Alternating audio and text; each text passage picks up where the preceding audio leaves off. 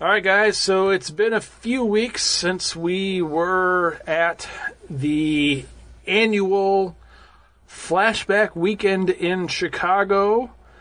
You know, as we always say on the show, life gets in the way sometimes. And Flashback Weekend was held the first weekend in August of 2018. And we are recording this at the end of August 2018, but I'm pretty sure that we both have just been kind of chomping at the bit to talk about this weekend since we went a few weeks ago. So here we are, guys. This episode is all about Flashback Weekend 2018. And what an enjoyable experience it was, as usual. This year's guests were, they had a Fright Night reunion, which I think I've mentioned before in a few other episodes. That Fright Night, the original, is like probably one of my favorite vampire horror movies of all time. It's probably up in the top 3 for me. And we got to meet William Ragsdale, which was really cool. We didn't do the autograph thing with him or the selfie, but looked like he got kind of, what you'll see is a lot of these stars, they'll get up and they'll walk around a little bit, and that's what he started doing. And then we ran into him and got to chat with him for a little bit, shake his hand and talk. And he said he's still doing TV work, which was really cool. And I don't know, it was very surreal just to kind of go up to the guy from Fright Night and just, start chatting with him like, oh, hey, how's it going, man? And then saw, what's her name? Marcy from Married with Children. I can't think of her real name for some reason right now, but she was the girlfriend in Fright Night. And that was kind of cool just to kind of look over and see her. And then there was, of course, Evil Ed, which was exciting. Yeah, I think it's somewhat of a missed opportunity, just missing out on some of these photos, but it was just kind of like, it's one of those things where do you really want to spend a whole lot of money on photos and on autographs? Yeah, that's the thing is with some of that stuff is, the one autograph I paid for this year, I have no idea where it's at. You didn't hold on to it, huh? It was in like the stuff that I had accumulated that day, which wasn't a whole bunch of stuff, and then like it got set down when I got home, and then it probably got moved, and then probably got moved again, and then I was just thinking about it like yesterday or the day before, and I was like, oh man, I wonder where that's at. It will maybe pop up one of these days. But I don't know what I would do with it. I mean, that's even with some of the photos and stuff. I mean, not to nag on, and this isn't really a nag on Flashback Weekend. This is just kind of a convention thing in general anymore. And we saw it a little bit at Flashback this year, is where we had said before, you pay for an autograph, and then usually the signature is included with the autograph. Or not the signature, sorry, the photo, the selfie is included with the autograph. But this year we saw a few people that had posted like such and such for their autograph, an additional fee for a selfie, and then we saw a couple of the people that they had said with the selfie only included with the autograph. So, I mean, they're kind of double dipping on that, because, I mean, what's the autograph cost them? Nothing. Right. The same thing with the photo, too, but... and a lot of these folks, which we'll get to in a minute, but I mean, a lot of these folks, if you run into them, William Ragsdale probably would have been the same way if we would have said, hey, can we snap our picture with you real quick? When we ran into him in the walkway there, he probably would have been like, sure, Yeah, we could have gotten a freebie, I think. It was the last day, too. Yeah, exactly. So it was kind of funny. I mean, I was going to tell my William Ragsdale story a little bit later, but I'll go ahead and tell it here at the beginning. So... in preparation for Flashback Weekend this year, because like you had said, they had a Fright Night reunion of sorts there. I mean, it wasn't really that big of a reunion. I think there was, 3 people from Fright Night there? There was 4. The director was there, too. Oh, Tom yeah, Holland. You're right. Tom Holland was there. So you had the folks from Fright Night there, and then you had some folks from Child's Play were in attendance as well. So there was a little bit of a Child's Play reunion going on, which that actually made sense because it was the 30th anniversary of Child's Play this year.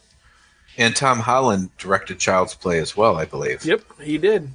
So, and then there was a bunch of Jasons there, and then there was a Friday the 13th Part 4 reunion there as well.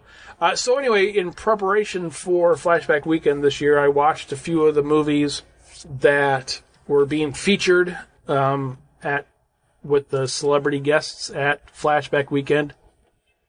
So I'd watched Child's Play. I watched Friday the 13th Part 4. I watched Sleepaway Camp, which we'll get to in a minute. And then the day before Flashback Weekend, after Svengoolie was over, I threw in Fright Night at 9 o'clock at night, and my wife was like reading her book or whatever in her chair. And I swear she had seen Fright Night in the past. She claimed she had not. But anyway, with Fright Night, we talked about Fright Night on here before in the previous episode. So Fright Night opens, you have Charlie and his girlfriend Amy. They're kind of making out in bed, and Charlie is trying to persuade Amy to go a little bit further than she is comfortable with going sexually. And my wife right away is like, "Oh my God, that guy is a douchebag."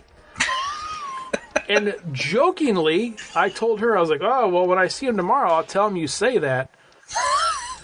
Knowing that I am not going to spend the money to get this guy's autograph, and I'm not going to pay for a picture for this guy, so I'm probably not actually going to talk to the guy. And then we're walking around, and lo and behold, here comes William Ragsdale walking right at us, and then Mark right out of the blue is like, "Hey, man, how's it going?" I'm like, oh, we're talking to Charlie from Fright Night? Okay, cool. And so, we're talking to him and stuff and for a few minutes, and then I was like, "Hey," so I promised my wife I was going to tell you this if I saw you today. My wife said you were a douchebag. Yeah, he seemed a little shamed when you said that. It was kind of funny. Yeah, he was kind of... He's probably heard it 1,000 times, Right. He's like, "Oh, yeah, I know. That's kind of how I played that character. Sorry." It's kind of funny. Yeah, I couldn't believe... Yeah, it was funny that you brought that up with him. I had to. Too funny. Did you tell your wife? Oh, yeah. Yeah, I think I texted her right after we got done talking to him. What'd she say? She was just like, "Oh, that's funny." Yeah, that is funny. But I liked him in Fright Night 2 as well, so I thought those first two Fright Nights are... And even, he has nothing to do with the remake, but actually the remake was like in the okay category for remakes, in my opinion. Yeah, I don't remember. But anyhow. I mean, I've seen the remake. I don't remember if I think I probably did because I am, what's his face that plays the vampire in that movie? I don't mind him. Oh, Colin Farrell? Yeah. Yep. Yeah. He's one of those guys that a lot of people seem to hate, which is fine, but I don't mind him. Is he still doing stuff? Like, he hasn't been around much. I haven't heard. Like, he was kind of a big actor for a while there, and he's kind of yeah, well, he was just like in the last Harry Potter movie, so. Oh, okay. How many years ago was that? Like 2 years ago. Oh. Yeah, just because you're living under a rock doesn't mean... I'm just kidding. Yeah, I kind of stopped watching films after 1989, so anything after that is like brand new. So, and then before we get to the highlight of the weekend, I think the other one, too, the other celebrity encounter that we had that was fairly enjoyable was Sleepaway Camp is one of those movies that, it's kind of a cult classic, and people either really seem to love that movie or hate that movie. And we've talked about before on here about the younger generation and how, they don't really have an appreciation for some of the same horror movies that we do. They like the stuff like The Purge and all that stuff. But my two teenage daughters, 15 and 17 years old, love Sleepaway Camp for some reason. And last year at Flashback Weekend, Felissa Rose was at Flashback Weekend at the Terror Threads booth. And I was going to meet her last year, and then we didn't for whatever reason. And then she was going to be there again this year at the Terror Threads booth. So in preparation for Flashback Weekend, I watched the episode of The Last Drive-In on Shudder with Billy Bob Briggs and Joe Bob Briggs. Or what did I say? Billy Bob Briggs? I don't know why I said Billy Bob Briggs. Joe Bob Briggs. And he did an episode with Sleepaway Camp. And I had never seen this before, and I watched a couple of the other ones, too, just to see if he did this with the other ones. And I haven't ever seen him where he actually has somebody from the film, like, sit in and, like, talk through the film with him. So that was kind of cool. But anyway, he had Felicia Rose sitting with him on the episode of The Last Drive-In. And it was, she was funny, and it was funny. They were kind of bantering back and forth and stuff. And so anyway, when we were at Flashback Weekend, and then, she's signing autographs and stuff, and I meant to meet you last year and I didn't, so I wanted to meet you this year, and I had to tell you that I watched you the other day on Joe Bob, and it was hilarious. And then the other thing I told her too was, like, I don't know what it is, but my kids love Sleepaway Camp, and so we were kind of talking about that a little bit. And the other thing, which you were kind of saying earlier, how you thought it was kind of funny that I told William Ragsdale that I thought he was a douchebag in that movie. I don't think this is something that a lot of folks do, but I told Felicia Rose that one of her recent movies, Victor Crowley, which just came out, was horrible. Which she thought was hilarious. She was like, "Oh, that's funny." You were very honest with that too. I didn't know she was part of that movie at all. So no, she was. Yeah, she was in it very briefly, but man, that movie was not a good movie at all. And the only reason why it came up was because when you go to these things, if you haven't been to a convention, when you go up to get these people's autographs, they usually have anywhere from like 6 to like 12, like 8x10s, like laid out that you can pick from, that you can have them sign, or they can, a lot of them will sign something that you brought. And usually that's what I'll do, is I'll bring like a DVD cover or VHS tape in or something to have them sign that. But I had forgotten my Sleepaway Camp box set at home, and so we had to pick out one of her pictures, and so she has all of these different photos from like Sleepaway Camp, and then there's a couple of photos. If I remember right, there was a couple of like just like her like posing, like on a couch or something.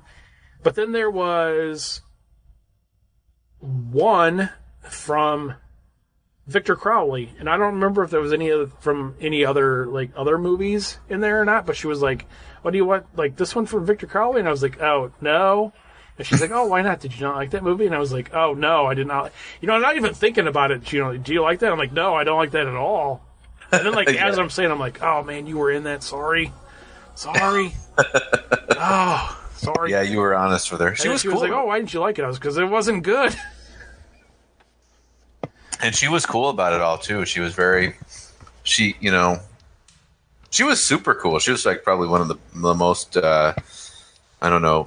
friendly, talkative of all of them. Oh, yeah. We probably could have stayed there for an hour if we wanted to. Oh, yeah. Well, I think we ended up being there for like 15, 20 minutes maybe. Yeah, long time. And then it was funny too. So then, like pose for the picture, and then I knew she was going to do it. I had a feeling she was going to do it, so we like posed for the picture, and she's like very like touchy and stuff, she's like, oh, and then like, so you snap a couple of pictures, and she's like, oh, one more, and I was like, oh, she's going to make the face, and of course she made the face, and then, but then my favorite part of the whole thing was, because we kind of had this experience with Heather Langenkamp last year when we were taking photos with her. I think we both were kind of like, oh, I'm touching Nancy. Yeah, that was crazy. And then, so I was kind of like, I'm like, oh, I'm touching Angela. And then, like, we're like, oh, thanks. And she's like, oh, wait, you're not going anywhere. I'm a hugger. So she gave us both, like, these huge hugs. And I was like, Yeah, that was really cool. That was insane. Just got a hug from with the chick with the dick from sleepaway camp. The cool thing too about her as well, and then we'll have to use this for another episode, is she is an old style girl. Anybody, if you're thinking of, like, if you want to watch Sleepaway Camp and you want to figure out what beer to drink, just grab yourself a tall boy old style, kick back, and she had a few hidden underneath the table there. That's right, I forgot about that.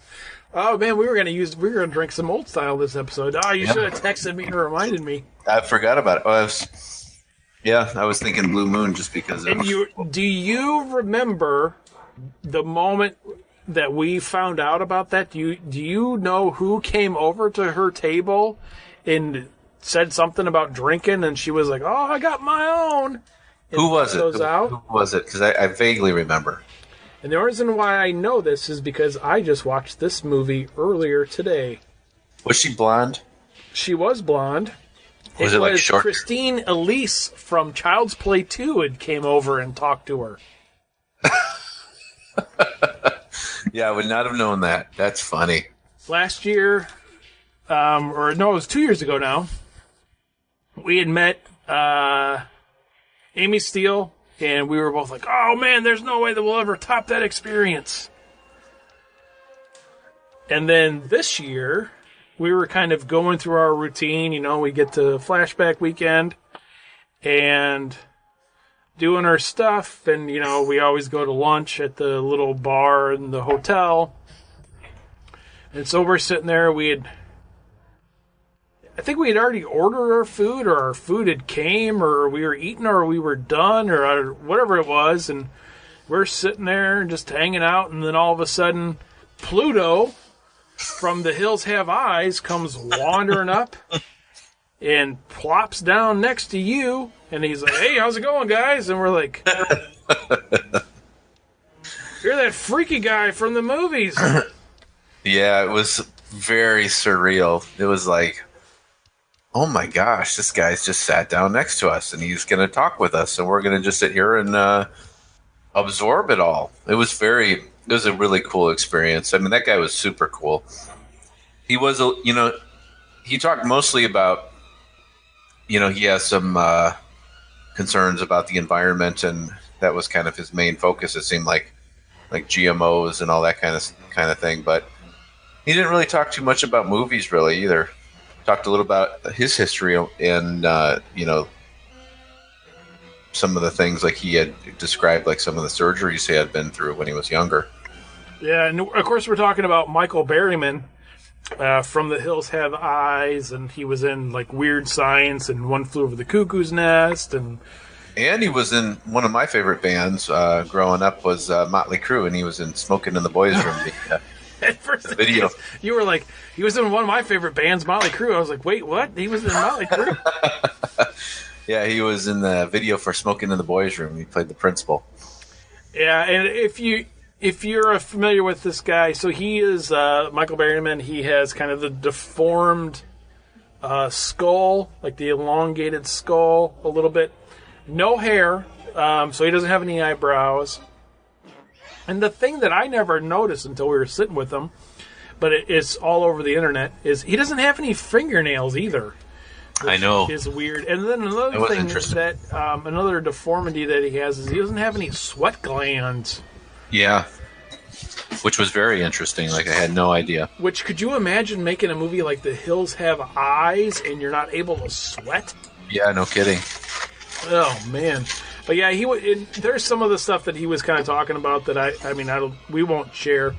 But he was talking a lot about the environment. He was talking a lot about kind of staying healthy and being healthy and eating right and all this other stuff. Which is kind of funny, here we're drinking beer and eating burgers in a hotel bar, and he's talking about eating healthy and living healthy. And I'm like, dude, you're the one drinking beer. Yeah. But we ended up talking with him for, man, it had to have been close to an hour.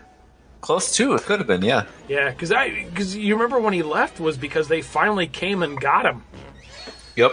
And then we were able to get a picture with him too, which was really cool. And that was another freebie. Yep. Yeah, and we'll post all these pictures that we're talking about.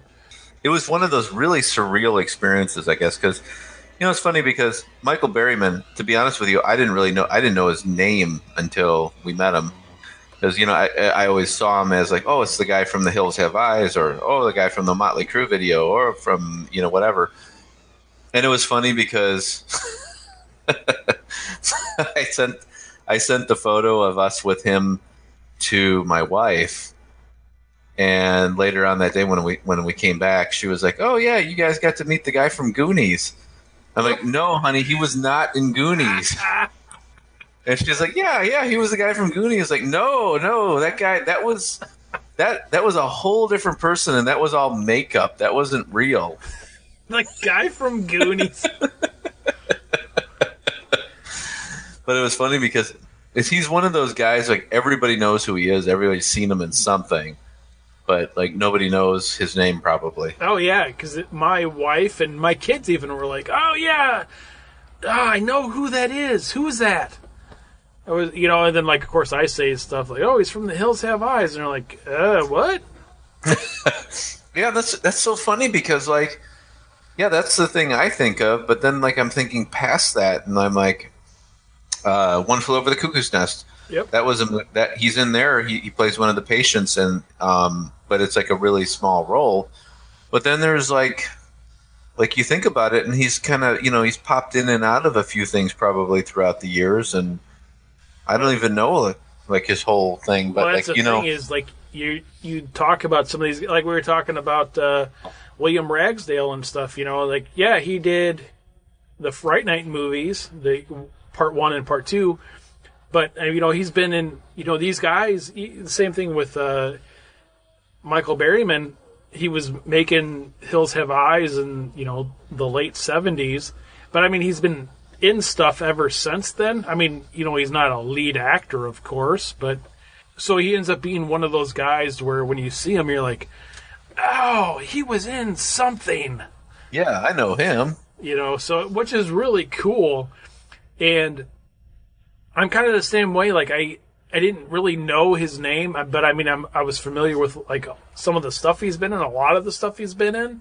So, that was really cool. But it kind of goes back to the conversation that we had with Amy Steele from a couple of years ago. Is that when you're able to kind of break away from that, oh my God, you're a movie star moment, and actually talk to them, they actually have stuff to say, which is really cool. Yeah, they have a lot of opinions, a lot of things that are important to them, a lot of passions, and he certainly had quite a bit. Right, and you had even asked him too, like it was maybe like halfway into the conversation, we're like, hey, would you ever be interested in just like coming on to our podcast and just like talking about this? And like he didn't even miss a beat, and he was like, yeah, I'll do that. We're like, oh, that's cool. So of course we handed him a business card that only said our name on it, didn't have any contact information on it. So yeah, we'll have to find out a way to. Yeah, we'll have to get a hold of him, I guess, to get him on. But yeah, I mean, it was the same thing with like Amy Steele. Is like you just sit there and. It's really kind of, I mean, you could sit there and, of course, like go back to a couple episodes ago when we had Melanie Kinnaman on, I mean, sure, we can sit here and talk about, oh, so how was Friday the 13th Part 5? And, how was The Hills Have Eyes? What was that like? And what was it like being out in the desert with no sweat glands? Kind of a stuff. I mean, questions he's been asked a bazillion times.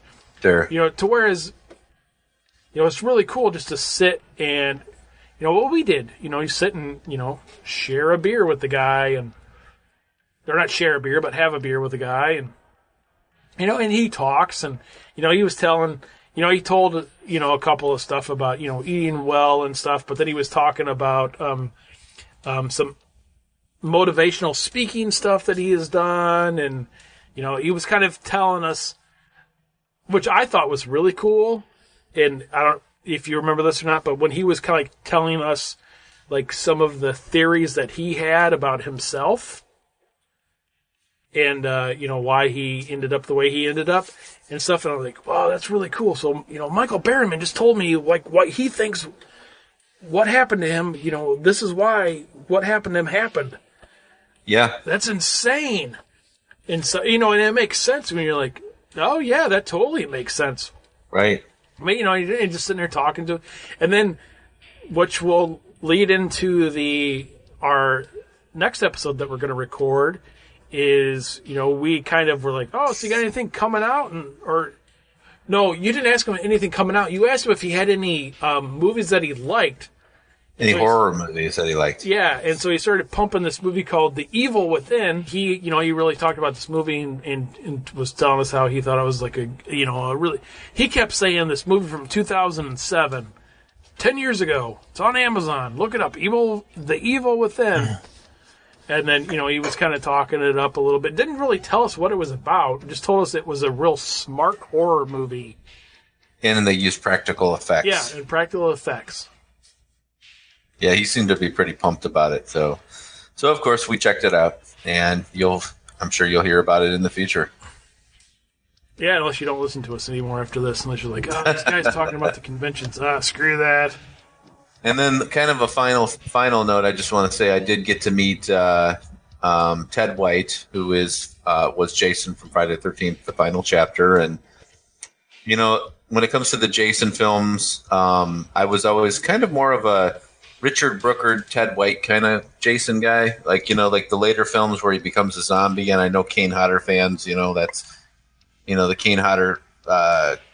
Was there, started with part 7, and part 7 is one of my, I like that that film quite a bit, but to me, like the original, like Jason, like the epitome of who that character was probably like the Richard Brooker from Friday Part 3, and he passed away not too long ago. And then Ted White's portrayal of him in Part 4 I thought was just spot on as well. Those two for me were always like, that's when I think of Jason, I think of those films. So I got to meet him, and he's I think he's probably in his 80s now, and he's a real nice guy.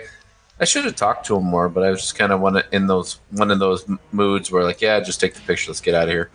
Yeah, but he wouldn't have remembered anyway. Yeah, he'd been like, hey man, how's it going? He'd been like, where's my Jello?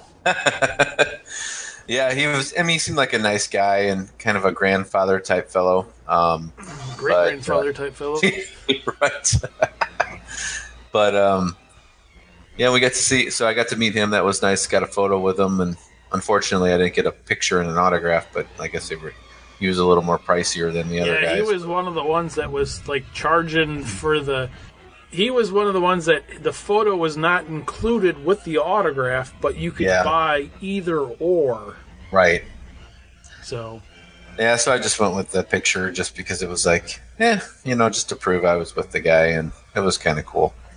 Overall, I think Flashback was a success, and I enjoyed it, and I can't wait to see what next year's lineup is.